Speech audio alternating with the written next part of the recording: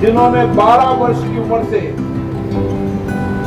अपने जीवन को समर्पित कर दिया। परम पूज्य संत प्रभाकर साहब जी को मैं धन्यवाद देता हूं और उनके साथ लगे संतगण जो कबीर साहब के विचार, उनके शब्दों, उनकी वाणी, उनके दोहों के माध्यम से समाज जीवन में आज भी सामाजिक ताना बाना बुनने का काम कर रहे हैं। मैं उनको विशेष रूप से शुभकामना देता हूं, बधाई देता हूं। मैं समाज के उन सब पदाधिकारियों को जिन्होंने इस पुण्य कार्य में अपना योगदान दिया, उन सबको भी साधुवाद देता हूं, बधाई देता हूं कि आपने ऐसा पुण्य काम किया है कि आने वाली पीढ़ी भी इस समाज के ताने बाने को मजबूत करते हुए कबीर साहब के विचार, उनकी वाणी, उनका आध्यात्मिक ज्ञान पर जब आने वाली पीढ़ी विचार करेगी, नए रिसर्च करेगी, नए अनुसंधान करेगी, तो भारतीय ज्ञान परंपरा कितनी अद्भुत थी और अलग अलग कालखंड के अंदर हमारे संतों ऋषियों ने समाज को क्या क्या योगदान दिया, आने वाली पीढ़ी को भी समाज को योगदान देने की प्रेरणा मिलेगी। और इसीलिए मुझे तो जब कभी जिस क्षण भी मौका मिल जाता है तो मैं कबीर साहब के दोहे को सुनता हूं और मुझे लगता है कि कोई व्यक्ति बड़े घर पर पैदा होने से बड़ा नहीं हो सकता। व्यक्ति बड़ा होता है विचारों से, व्यक्ति विचार बड़ा होता है अपने समर्पित सेवा भाव से, व्यक्ति बड़ा होता है अपना जीवन समाज को देने के लिए। और इसीलिए उस कालखंड में भी जब धर्म जातियों का बहुत बंटवारा था, उन्होंने हिंदू मुस्लिम तमाम समाज की जातिवाद रूढ़ियों पर प्रहार किया। और आज लगता है कि कबीर साहब का एक एक विचार, एक एक दोहा यही सत्य है, यही यथार्थ है। अब 600 वर्ष पूर्व लिखी हुई बातें आज भी आपके मन में लगती है कि यही सत्य है, यही यथार्थ है और जीवन इसी में है, इससे बड़ा संत कोई नहीं हो सकता। और इसीलिए यहां पर जब ये रिसर्च शोध संस्थान होगा तो हमारी वर्तमान पीढ़ी भी और भावी पीढ़ी भी कबीर साहब के वाणी, दोहे, विचारों पर नए अनुसंधान करेगी और बदलती परिस्थितियों के अंदर नई टेक्नोलॉजी का उपयोग करते हुए समाज की, जीवन और दुनिया की हर भाषा के अंदर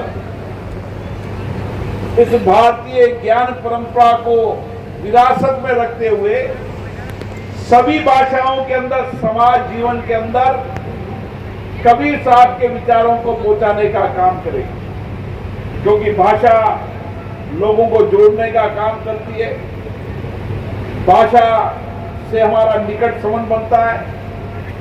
इसलिए अलग अलग भाषाओं के अंदर कबीर साहब के विचार, उनकी वाणी, उनके दोहे समाज जीवन के अंदर सामाजिक ताना बाना बुनने से सामाजिक कुर्तियों पर उनका प्रहार केवल भारत में नहीं, दुनिया के अंदर भी कबीर साहब को पहुंचाने का काम इस शोध संस्थान से होगा।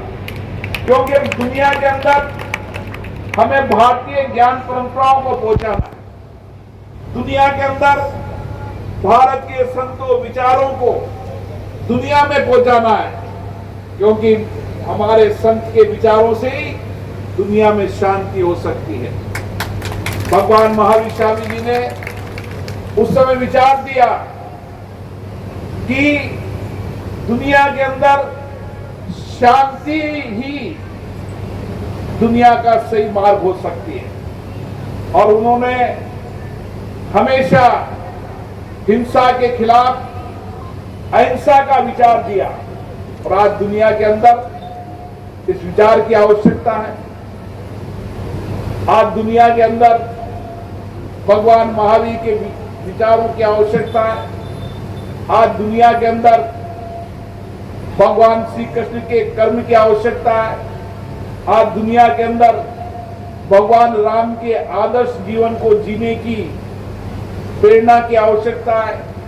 आज संत कबीर के विचार वाणियों से जीने की आवश्यकता है। मैं कितने संत बता सकता हूं जिन संतों ने अलग अलग कालखंड के अंदर इस समाज जीवन के अंदर बहुत बड़ा योगदान दिया, लेकिन उनके विचार एक परिधि में सीमित रह गए।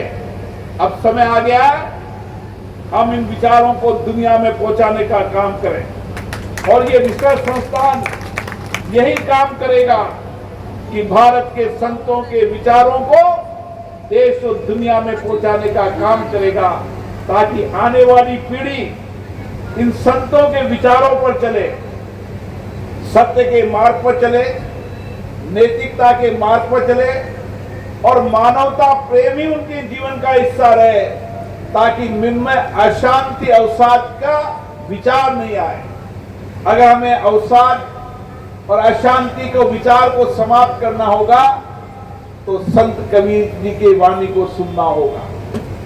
और मेरा दावा है जो संत कबीर जी के विचार, उनके वाणी, उनके दोहों को सुन लेगा तो कभी अवसाद नहीं होगा, कभी हम मन में अशांति नहीं होगी, हमेशा कार्य करने में ऊर्जा होगी और ऊर्जा के साथ आत्मविश्वास होगा।